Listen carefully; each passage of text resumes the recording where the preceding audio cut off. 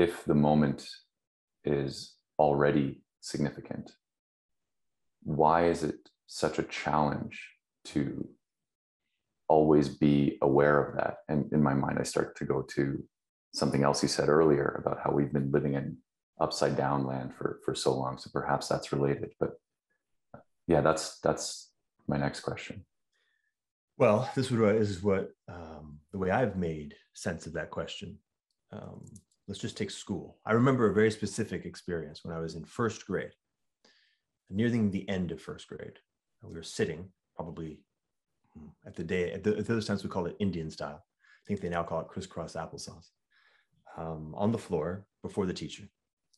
And this isn't exactly how the teacher conveyed it, nor how I experienced it, but it's the essence, the feeling of it, which was something like, listen up, first grade, I get it.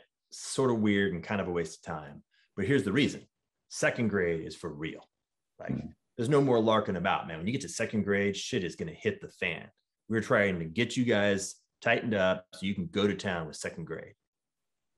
Right. And I remember as a first grader having the very specific inquiry of going, okay, well, why is that? Like, is second grade setting me up for third grade? Like, at that level, already beginning, this is part of upside down land.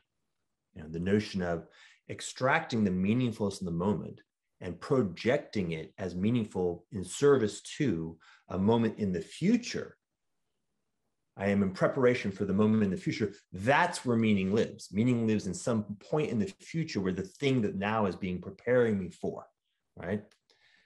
That's a very, okay, why? Why is this the case? I'll give you an example. Rote learning. Much of what we're talking about has to do with an alienation of naturalness in service of optimization structures. Right? There's a notion of, I want to be able to optimize, for example, in this case, learning for some set of particulars. In order to accomplish that optimization, I need to provide an incentive structure, a motivation structure, and ultimately a sensing structure that is not in alignment with or not ordinarily part of nature. I'm going to be doing some sort of supersalient concentration of attention. And to do that, I'm going to move the body and the mind away from naturalness towards some particular, in this case, top-down or external imposed set of optimizations. No, I get it. It's a beautiful day outside and you want to go play, but you're going to sit here and focus on writing 3 + 3 = 6, 600 times on a piece of paper, right? There's an absurdity to that is the profound first-person experience of every human being who's experienced, with the possible exception of people who are deeply OCD. That absurdity, that feeling of absurdity and wrongness, that's the kind of wedge that is the essence of topsy-turvy land. And that separation from naturalness is precisely the separation of meaningfulness from experience, right? I'm being alienated from my own integrity, from my own basic sense of how to make choices in the world. Right? My natural evolved, over billions of years, evolved sense of how to navigate the environment, the nature of how virtues arose in the first place. I'm being alienated from that and forced to not honor my own sense of what is the right way to make choices, and not, by the way, to suffer the consequences of my own choices and learn first person the complex reality that I'm operating in, but rather to begin to map against a very artificial and therefore quite overly simple, complicated motivation structure, which is beginning the process of effectively turning me into a machine. And so it's the separation from agency, from choice, into selection, which begins the process of making us very confused about how to navigate through significance. So I got a couple more questions and then maybe I'll tag Peter in. But that beautifully touches on a theme that we've been trying to address in Beyond Self-Discipline, which is there's a bunch of things that we know are good for us to do, that are the part of ourselves that we trust the most tells us to do. But for whatever reason, we find it very difficult to do.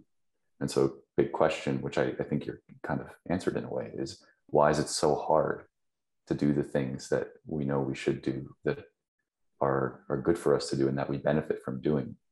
And I think what I'm getting from what you're saying is that it's because we've been alienated from what's natural for so long. And you also said we've been alienated from our integrity.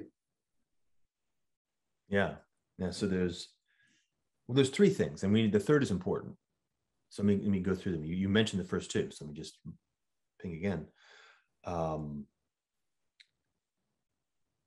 We have been separated from our complex capacity to make sense of the world and to make effective choices in the world.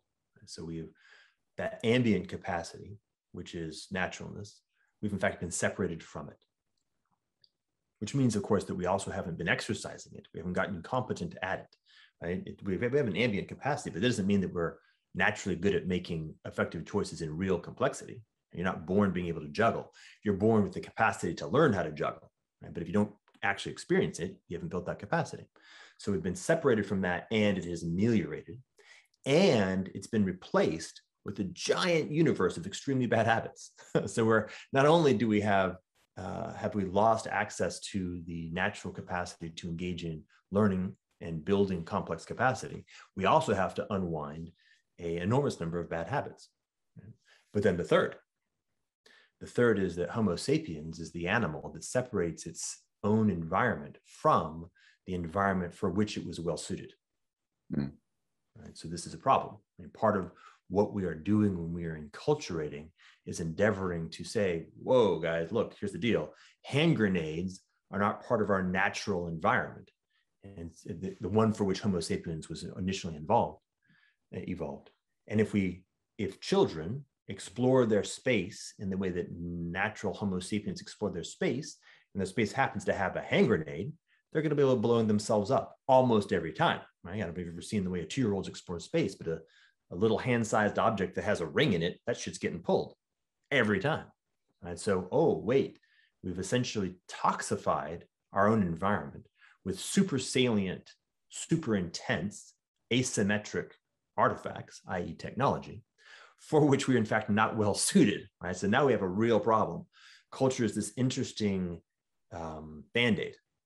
And this enculturation or education is an effort to figure out how to train humans to accelerate their learning capacity beyond or outside of the boundaries of what the field of naturalness would provide, in the context of the fact that we're actually constantly producing, I'm going to call them toxic, and Forrest specifically said technology is toxic, but I mean this in the particular sense that they are super salient, highly intense, and hold a level of disruptive or discontinuous potential. So we're in a bit of a bind. We can't there's no sort of going back to or giving up on. We need to actually figure out how to step to another level. And I think that's maybe the essence of this conversation.